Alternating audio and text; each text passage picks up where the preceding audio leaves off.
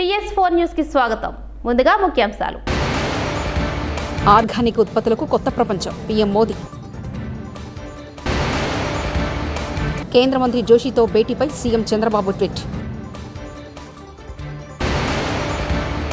Corona కలకలం, ఏపీలో మరో కేసు.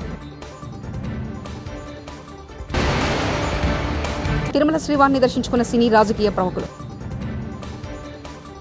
దేశంలోని ఈశాన్య రాష్ట్రాలకు వైవిధ్యం ఉందని ప్రధాని నరేంద్ర మోదీ అన్నారు. ఆ వైవిధ్యమే ఈశాన్య రాష్ట్రాలకు బలమని ఆయన స్పష్టం చేశారు. భారతదేశమే ఒక వైవిధ్యపరమైన దేశమని, అలాంటి దేశంలో ఈశాన్య రాష్ట్రాల ప్రాంతం అత్యంత వైవిధ్యపరమైన భాగమని అభివర్ణించారు. శుక్రవారం న్యూఢిల్లీలోని రైజింగ్ నార్త్ ఈస్ట్ ఇన్వెస్టర్ సమ్మిట్లో ప్రధాని మోదీ ప్రారంభించారు. ग्लोबल मंत्र बने, ये हमारा प्रयास है.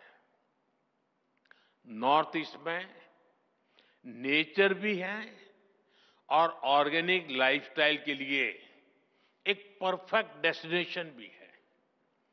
वहां की बायोडायवर्सिटी, वहां का मौसम वेलनेस के लिए मेडिसिन की तरह है. इसलिए हील इन इंडिया के मिशन में इन्वेस्ट करने के मैं समझता हूं, उसके लिए आप नॉर्थ ईस्ट को जरूर एक्सप्लोर करें. साथियों, नॉर्थ ईस्ट के तो कल्चर में ही म्यूजिक है, डांस है, सेलिब्रेशन है. इसलिए ग्लोबल कॉन्फ्रेंसेस हो, దేశ రాజధానిలో జరిగిన 22వ బీఎస్ఎఫ్ పదవి పురస్కార కార్యక్రమానికి హాజరైన కేంద్ర హోంమంత్రి అమిత్ షా కీలక వ్యాఖ్యలు చేశారు. ఈ సందర్భంగా ఆపరేషన్ సింధూర్ను ప్రశంసించారు. ఈ ఆపరేషన్లో భారత సైన్యం, బీఎస్ఎఫ్, ఇంటెలిజెన్స్ ఏజెన్సీలు అద్భుతంగా పనిచేశాయని, ప్రధాని నరేంద్ర మోదీ నేతృత్వంలో ఆపరేషన్ విజయవంతమన్నారు. గతంలో పాకిస్తాన్ ఆధ్వర్యంలో జరిగిన దాడులకు ఆయా ప్రభుత్వాలు తగిన సమాధానం ఇవ్వలేదని అమిత్ షా విమర్శించారు. కానీ 2014లో నరేంద్ర మోదీ నాయకత్వంలో బీజేపీ ప్రభుత్వం అధికారంలోకి వచ్చిన తర్వాత ఈ పరిస్థితి మారిందన్నారు. ఉగ్రవాద దాడులకు గట్టి సమాధానం ఇవ్వడమే కాదు, భారత్ అంటే ప్రపంచానికి తెలియజేశామన్నారు అమిత్ షా. ఏపీలో కరోనా కేసులు నమోదు కలకలం రేపుతుంది. కడపలో కరోనా పాజిటివ్ కేసు నమోదైంది. నంద్యాల జిల్లా చాగలమరికి చెందిన 75 మహిళ అనారోగ్యంతో 2 రోజుల క్రితం కడప రిమ్స్లో చేరింది. వృద్ధురాలికి తీవ్ర జ్వరం ఉండడంతో అనుమానించిన వైద్యులు గత రాత్రి కరోనా పరీక్షలు చేశారు. ఈ నేపథ్యంలో ఆమెకు కరోనా సోకినట్లు రిమ్స్ వైద్యులు తేల్చారు. వృద్ధురాలికి వైద్యులు చికిత్స అందజేస్తున్నారు. ఇక కడప జిల్లాలో మరోసారి మొదటగా ఒక కరోనా కేసు వెలుగులోకి రావడంతో జిల్లా ప్రజలు ఆందోళన వ్యక్తం చేస్తున్నారు. ఇక నిన్న విశాఖలో ఓ మహిళకు కరోనా పాజిటివ్గా తేలింది. దీంతో ఏపీలో ఇప్పటివరకు 2 కరోనా కేసులు నమోదయ్యాయి. ముఖ్యమంత్రి చంద్రబాబు నాయుడు ఢిల్లీ పర్యటనలో బిజీగా ఉన్నారు.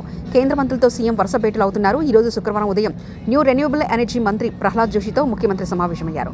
ఈ సమావేశంలో సామాజిక మాధ్యమం ఎక్స్ వేదికగా సీఎం స్పందించారు. న్యూ రెన్యూవబుల్ ఎనర్జీ మంత్రి ప్రహ్లాద్ జోషితో సమావేశం సంతృప్తినిచ్చిందన్నారు. PM Suryaghar Mukti Bijli Yojana roof top solar capacity allocation పథకం కింద ఆంధ్రప్రదేశ్కి అనుమతి ఇవ్వాలని కోరినట్లు తెలిపారు. వైఎస్ఆర్ లాగా జగన్ ఆ మాట ఎందుకు చెప్పలేకపోతున్నారు?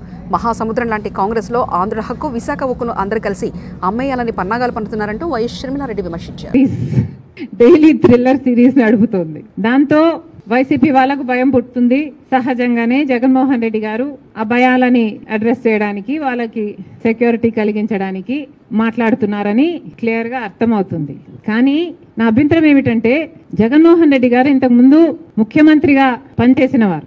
అలాంటిది ముఖ్యమంత్రిగా హోదాలో ఉన్న వ్యక్తి పోలీసు డిపార్ట్మెంట్ పట్ల వాళ్ళ బట్టలు ఉడదీస్తాం, వాళ్ళని తరిమి కొడతాం, వాళ్ళు ఎక్కడున్నా పట్టుకొస్తాం, విదేశాలకు వెళ్ళినా వదిలిపెట్టాం లాంటి మాటలు ఒక మాజీ ముఖ్యమంత్రి గారు మాట్లాడడం అస్సలు బాగలేదు. ముఖ్యమంత్రిగా ఉన్న రోజుల్లో మీరు పోలీసు వ్యవస్థని ఎలా వాడుకున్నారో జనాలు మర్చిపోలేదు. రఘురామరాజు గారైతే మర్చిపోలేరు. కాదంబరి జత్వాల్ లాంటి వాళ్ళు కూడా, వాళ్ళ పేరెంట్స్ కూడా మీ ఐఏఎస్ ఆఫీసర్లను, ఐపీఎస్ ఆఫీసర్లను పంపించి 40 రోజులు వాళ్ళని కిడ్నాప్ చేసినట్టు తెచ్చి 40 రోజులు వాళ్ళని కారణంగా బంధించి ఉంచారు. అలా వాడుకున్న మీరు పోలీసు వ్యవస్థ గురించి, పోలీసుల గురించి ఇంత తక్కువ చేసి మాట్లాడడం ముఖ్యమంత్రి స్థాయిలో ఉన్న వాళ్ళకి తగదని నా పర్సనల్ ఒపీనియన్. అసలు లిక్కర్ మాఫియా జరిగింది అని మీ మీద ఆరోపణలు ఉన్నాయి. మరి అలాంటప్పుడు ముఖ్యమంత్రిగా మీరు ఎలా వ్యవహరించాలి? రాజశేఖర రెడ్డి గారు అయితే ముఖ్యమంత్రిగా ఉన్నప్పుడు లేనప్పుడు కూడా ఎంతో హుందాగా ఆయన మీద ఏదైనా ఆరోపణలు వస్తే మీకు కావాల్సిన ఎంక్వైరీ వేసుకోండి. Even on the floor of the house I remember నాన్నగారికి చెప్పారు, రాజశేఖర రెడ్డి గారు అన్నారు, మీకు కావాల్సిన ఎంక్వైరీ మీరు వేసుకోండి, సిబిఐ ఎంక్వైరీ వేసుకోండి, నా తప్పు ఉంటే నన్ను ఉరి తీయండి అని కూడా అన్నాడు రాజశేఖర రెడ్డి గారు. మరి జగన్మోహన్ రెడ్డి గారు కూడా మీ ఏ తప్పు లేకపోతే మీరు ఎందుకు మాట్లాడలేకపోతున్నారు? మీరు వెళ్ళండి, అసెంబ్లీకి వెళ్ళండి, on the floor of the house on record చెప్పండి. ఏ ఎంక్వైరీ కావాలంటే ఎంక్వైరీ వేసుకోండి. మీరు సిబిఐని పిలుస్తారా లేకపోతే సిట్టింగ్ జడ్జితో చేపిస్తారా? మీరు ఏ ఎంక్వైరీ కావాలంటే ఎంక్వైరీ వేసుకోండి, నన్ను ఉరి తీయండి అని మీరు అనలేకపోతున్నారు అంటేనే మీరు దోషి అని ప్రజలకు అర్థమవుతుంది. కాళేశ్వరం మొత్తం కొట్టుకుపోతుంది, దాన్ని మనం ఏం చేయలేం. 3 డ్యామ్లు తీసేసేయాల్సిందే. నేను సివిల్ ఇంజనీరింగ్ చేశాను, నాకు తెలియదా? మంత్రి కోమటిరెడ్డి వెంకటరెడ్డి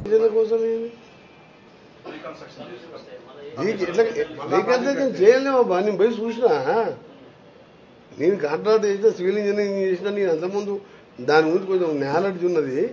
ఏం చేయలేం మనం, దాన్ని మొత్తం తీసేయవలసిందే. అది 3 డ్యాములు తీసేయవలసిందే. 1 సంవత్సరం 2 సంవత్సరం గోదావరిలో ఒకసారి విపరీతమైన ఫ్లడ్స్ వస్తాయి. 3 వాష్ అవుతామని చెప్పి ఎన్డీఎస్ఏ మేధావులతో కూడిన సెంట్రల్ గవర్నమెంట్ చట్టపరంగా అనుభవించిన ఎన్డీఎస్ఏ ఇచ్చిన రిపోర్ట్ 3 కొట్టుకుపోతాయి. నీళ్ళు ఆపొద్దని చెప్తే మళ్ళీ మీరు దాని గురించి.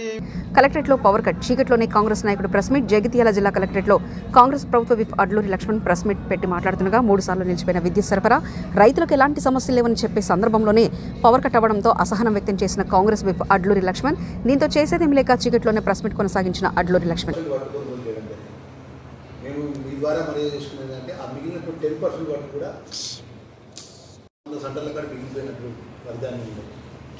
ఆ వర్ధాన్ని కూడా నేను ఉదయం ఈరోజు 7 గంటలకే నా ధర్మపురి నియోజకవర్గం జైనా గ్రామం మండలం సొసైటీ ఉన్నటువంటి వడ్డకొల్లు సెంటర్కి వెళ్ళిన దుకాణ మండలం వడ్డకొల్లు సెంటర్కి వెళ్ళి గత 10 సంవత్సరాలు ఇంత ఆర్థికంగా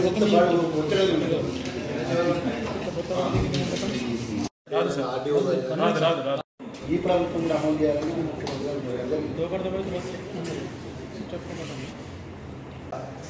ఏ రైతుకి ఇబ్బంది కావద్దని చెప్పేసి ప్రత్యేకంగా జిల్లా కలెక్టర్ గారు తన హయాంలో విధ్వంసానికి గురైన అమరావతి పోలవరం బాగుపడుతుంటే చూడలేక జగన్ మళ్ళీ విషయం చిమ్మటం మొదలుపెట్టాడు. చేసుకుంటా ఉన్నాం, వాటి గురించి మళ్ళా విషయం చిమ్ముతా ఉన్నాడు. 72% పూర్తయినటువంటి పోలవరం 1% కూడా ముందుకు పోనివ్వకుండా కట్టిన డయాఫ్రమ్ వాల్ కూడా పూర్తిగా కొట్టుకుపోవడానికి కారణమైనటువంటి ప్రభుత్వం 5 ఏళ్లలో నాశనం చేశాడు. ముందుకు తీసుకెళ్లకుండా ఆ డయాఫ్రమ్ వాల్ ని మళ్ళా నిర్మాణం చేసుకోవాల్సిన పరిస్థితి. మళ్ళా 700-800 కోట్ల రూపాయలు ఇప్పుడు చంద్రబాబు నాయుడు గారి హయాంలో మళ్లీ దాని మీద ఖర్చు పెట్టబోతా ఉన్నాం. మళ్లీ పోలవరం నిర్మాణం మళ్ళా ఎక్కడైతే ఆగిందో అక్కడి నుంచి ముందుకు తీసుకెళ్తా ఉన్నారు. అమరావతి క్యాపిటల్ సిటీకి ఆ రోజున అసెంబ్లీ సాక్షిగా ఒప్పుకొని అడ్డం తిరిగి 3 ముక్కలాడాడి అమరావతి విచ్ఛిన్నానికి కారణమైతే ఈ రోజున మళ్ళా రీకన్స్ట్రక్షన్ కి మళ్ళా చంద్రబాబు నాయుడు గారి నాయకత్వంలో మళ్లీ పునాదులు వేసుకున్నటువంటి పరిస్థితి. మళ్లీ విషయం చెమ్మటం మొదలు పెట్టాడు. ఈ 2 అంశాల మీద ఈ రోజు ప్రెస్ మీట్ లో కూడా మైనింగ్ గురించి మాట్లాడతాడు. సిగ్గుండాలి మైనింగ్ గురించి మాట్లాడడానికి. మైనింగ్ పాపాలకు మొత్తం ఆద్యుడు నువ్వే. మీ తండ్రి ఉన్నప్పటి నుంచి వేసావు. ఓబులాపురం మైనింగ్ దగ్గర నుంచి ఇవాళ మీ అన్నయ్య జనార్దన్ రెడ్డి జైల్లో ఉన్నాడు. దానిలో కూడా నీ పాపం ఉంది. అక్కడి నుంచి చూస్తే నీ అధికారంలోకి వచ్చినాక ఏ విధంగా ఈ రాష్ట్రంలో కొండలు, గుట్టలు, ఇసుక, గ్రానైట్, సహజ వనరులన్నీ ఏ విధంగా దోచావో ప్రజలకు తెలుసు. నాశనం చేసి వదిలిపెట్టావు ఈ రాష్ట్రాన్ని. ఇంకా సిగ్గు లేకుండా మాట్లాడుతా ఉన్నాడు ఈ రోజు ప్రెస్ మీట్ లో. సూపర్ 6 హామీలు అమలు కాలేదని చెప్తున్నాడు. మొదటి సంవత్సరం నువ్వేం చేసావు అధికారంలోకి వచ్చినప్పుడు? ఈ రోజు చంద్రబాబు నాయుడు గారు 3,000 రూపాయలు 4,000 రూపాయలు చేసి పెన్షన్ మొదటి నెలలోనే ఏప్రిల్ నుంచి పెంచుతామని చెప్పి 7,000 రూపాయలు జూలై నెల 1 తారీఖు పెన్షనర్లకు అందించి ఇలా భారతదేశంలో ఒక రోల్ మోడల్ గా నిలబడ్డాం. పెద్ద పెద్ద రాష్ట్రాల్లో కూడా ఇంత పెన్షన్ కోసం వెచ్చిస్తున్నటువంటి రాష్ట్రం లేదు. నువ్వు 3,000 రూపాయలు అధికారంలోకి వచ్చినప్పుడు ఇస్తానని చెప్పి వెంటనే ఇస్తానని చెప్పి 250 అని చెప్పి పెంచుకుంటా పోయావు. ఆ విధంగా మోసం చేసావు ఆ రోజు. ఈ రోజున సూపర్ 6 లో ప్రధాన భాగంగా ఉన్నటువంటి పెన్షన్ ని 4,000 రూపాయలు చేసి అందిస్తున్నటువంటి ఘనత చంద్రబాబు నాయుడు గారి కూటమి ప్రభుత్వాన్ని. గ్యాస్ సిలిండర్లు 2వ పథకంగా ఉన్నటువంటి గ్యాస్ సిలిండర్లు ఇలా 1 కోటి సిలిండర్లు మొదటి విడతలోనే అందించాం మహిళలకి. ఈ రోజు వచ్చే నెలలో తల్లికి వందనం ఇస్తామని చెప్పి ముఖ్యమంత్రి గారు చెప్పడం జరిగింది. ఫేజ్డ్ మేనర్ లో అన్ని కూడా చెప్పిన హామీలన్నీ అమలు చేస్తా ఉన్నావు. నువ్వు ఈ పథకాల మీద కూడా విషం జిమ్ముతా ఉన్నావు. ఓ పక్క ఇచ్చిన హామీలన్నీ అమలు చేస్తా వస్తా ఉన్నావు. నువ్వు విధ్వంసానికి గురి చేసినటువంటి నిర్మాణాలు మళ్ళా పునర్నిర్మాణం చేస్తా ఉన్నావు. పూర్తిగా కుంటుపడిపోయినటువంటి అభివృద్ధి, రోడ్లన్నీ నాశనం అయిపోయినాయి. చారిడ మట్టేసిన పాపన పోల. దాదాపు 1,500 కోట్ల రూపాయలు ఖర్చు పెట్టి ఇలా R&B రోడ్లన్నీ కూడా పార్ట్ హోల్స్ గానీ ఇవన్నీ కూడా రిపేర్లు పూర్తి చేసుకుని ఇలా నడవటానికి ఆస్కారం కల్పించినటువంటి ఘనత కూడా కూటమి ప్రభుత్వాన్ని. చదువు సరిగ్గా రాకపోతే మందలి ఇచ్చే టీచర్లు ఉన్నారు, దండించే ఉపాధ్యాయులు ఉంటారు. కానీ స్టూడెంట్స్ పాస్ అయితే గుండు కొట్టించుకుని మొక్కు చెల్లించుకున్న ఘటన భువనగిరి జిల్లా తుర్కపల్లి మండలం దత్తాయిపల్లిలో జరిగింది. వారి స్కూల్లో 10 చదివే విద్యార్థులంతా పాస్ అయితే గుండు కొట్టించుకుంటానని హెచ్ఎం రాజశేఖర్ గౌడ్ మొక్కుకున్నారు. పాస్ కావడంతో ఉపాధ్యాయులు తిరుమల శివాన్ని దర్శించుకుని మొక్కులు తీర్చుకున్నారు.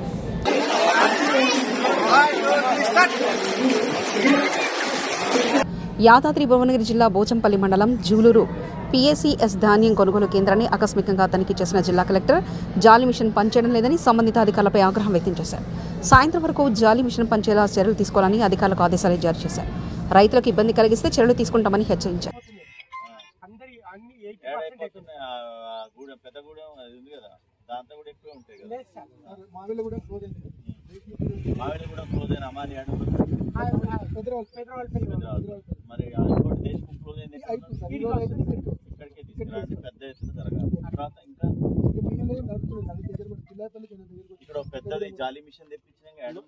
చింతామోహన్ కేంద్ర మాజీ మంత్రి కాంగ్రెస్ పార్టీ సీనియర్ నాయకులు అమరావతి సక్సెస్ కాదు, కృష్ణానదిలో రాజధాని కడుతున్నారు. ముఖ్యమంత్రి చంద్రబాబు నాయుడు రాజధాని విషయంలో పొరపాటు చేస్తున్నారు. 1,00,000 కోట్లు ఖర్చు పెట్టాలనుకుంటున్నారు. ఆ డబ్బు ఎవరిది? బ్యాంకుల నుంచి అప్పు తెస్తున్నారు. అమరావతిలో ఒక బిల్డింగ్ నిర్మాణానికి 10 అదనపు ఖర్చు అవుతుంది. సెక్రటరియట్ కోసం 50 అంతస్తుల భవనాన్ని కట్టాలనుకుంటున్నారు. భవిష్యత్తులో ఆ బిల్డింగ్ కూలిపోతే బాధ్యత ఎవరు వహిస్తారు? అమెరికాలో వాషింగ్టన్, మలేషియాలో అలాగే ఆస్ట్రేలియాలో ఓ మహానగరాన్ని కట్టాలని ఫెయిల్ అయ్యారు. పేదరికాన్ని గురించి చంద్రబాబు నాయుడు మాట్లాడుతున్నాడు. P4 అంటాడు. వద్దు, ఈ మాటలు ఆపేసేయి. అర్థం కాని మాటలు, ప్రజలకు అర్థం కాని మాటలు ఆపేసేయి. 15 సంవత్సరాల్లో నువ్వు ఎంత పేదరికాన్ని తగ్గించావు నువ్వు ముఖ్యమంత్రిగా? నేను అడుగుతున్నాను సూటిగా గూడూరు. 15 సంవత్సరాల్లో నువ్వు ముఖ్యమంత్రిగా ఎంత పేదరికాన్ని తగ్గించావు? నువ్వు 29వ సంవత్సరంలో రాబోయే 4 సంవత్సరాల్లో పేదరికాన్ని తీసేస్తానంటావు. ఇదేమన్నా కర్టన్ క్లాత్ తీసేదానికి పేదరికాన్ని? ఓ పిచ్చి ముఖ్యమంత్రి, ఆలోచించి ఆచితూచి మాట్లాడు. దేశ రాష్ట్ర ప్రజలు అందరూ గమనిస్తున్నారు. నువ్వు జాగ్రత్త అని తెలియజేస్తూ ఏదైనా ప్రశ్నలు ఉంటే అడగమని మిమ్మల్ని చేతులెత్తి ప్రార్థిస్తున్నాను. ఓట్లు రావడానికి ఇక్కడ మీరు సైజుల పోరాటమే ఓట్లు రావడానికి మీరు నౌక నిర్మాణం దాన్ని వ్యతిరేకిస్తున్నారు. సెంట్రల్ నిర్ణయాన్ని వాళ్ళు చెవులో పువ్వు పెడుతున్నారు గూడూరు ప్రజలకి. మీకు అర్థం కాదు. నేను చట్టంలో తీసుకొని వచ్చింది దుగ్గరాజపట్టణ ఓడరేవు మేజర్ పోర్ట్. మేజర్ పోర్ట్ వస్తేనే పరిశ్రమలు వస్తాయి. వాళ్ళు చేస్తుండేది ఏంటంటే నౌకల నిర్మాణ కేంద్రం. నౌకల నిర్మాణ కేంద్రం అంటే ఒక్కటే కేంద్రం ఉంటుంది. అందులో ఉద్యోగాలు రావు. పోర్టు పెట్టండి, చట్టంలో ఉన్నటువంటి పోర్టును పెట్టండి, ప్రక్కనే నౌకా నిర్మాణాన్ని తీసుకురండి, నౌకలను బ్రేక్ డౌన్ చేసేది కూడా తెచ్చుకోండి. పోర్టు చెవులో పువ్వు పెట్టద్దు. ఓ మోడీ, ఓ చంద్రబాబు నాయుడు, మా గూడూరు ప్రజలకు అర్థం కాకుండా మీరు మాట్లాడుతున్నారు. నేను కేంద్రంలో ఢిల్లీలో మాట్లాడాను ఈ విషయాలు. చెవులో పువ్వు పెట్టడం ఆపేసి పోర్టు పనులు వెంటనే దుగ్గరాజపట్టణంలో ప్రారంభిస్తూ నౌకా నిర్మాణ కేంద్రాన్ని కూడా దాని ప్రక్కనే స్టార్ట్ చేయాలి. తిరుమల శ్రీవారిని పలువురు సినీ రాజకీయ ప్రముఖులు దర్శించుకున్నారు. మంత్రి రాంప్రసాద్ రెడ్డి, దర్శకుడు రాఘవేంద్రరావు, నిర్మాత బండ్ల గణేష్ వేకువజామున శ్రీవారి అభిషేక సేవలో పాల్గొని మొక్కులు చెల్లించుకున్నారు. తొలుత తిరుమల తిరుపతి దేవస్థాన అధికారులు వీరికి స్వాగతం పలికి దర్శన ఏర్పాట్లు చేశారు. దర్శన అనంతరం రంగనాయకుల మండపంలో పండితుల వారికి వేద ఆశీర్వచనం చేసి స్వామివారి తీర్థప్రసాదాలు అందజేశారు.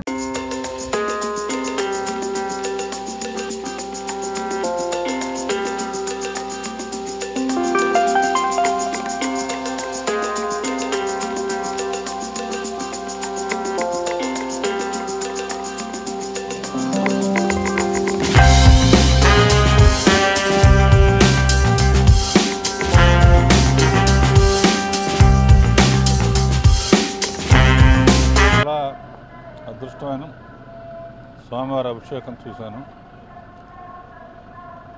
పుట్టినరోజు సందర్భంగా స్వామిని దర్శించుకోవటం, అభిషేకం చూడటం నా జన్మదినమైంది.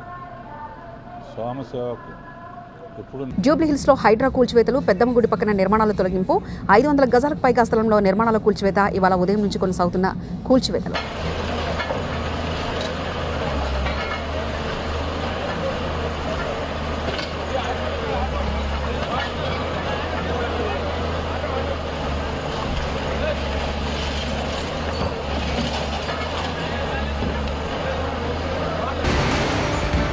ఆర్గానిక్ ఉత్పత్తులకు కొత్త ప్రపంచం, పీఎం మోదీ. కేంద్ర మంత్రి జోషితో భేటీపై సీఎం చంద్రబాబు ట్వీట్. కరోనా కలకలం, ఏపీలో మరో కేసు. తిరుమల శ్రీవారిని దర్శించుకున్న సినీ రాజకీయ ప్రముఖులు. TS4 న్యూస్ ఇంతటితో సమాప్తం. చూస్తున్నారండి TS4 తెలుగు.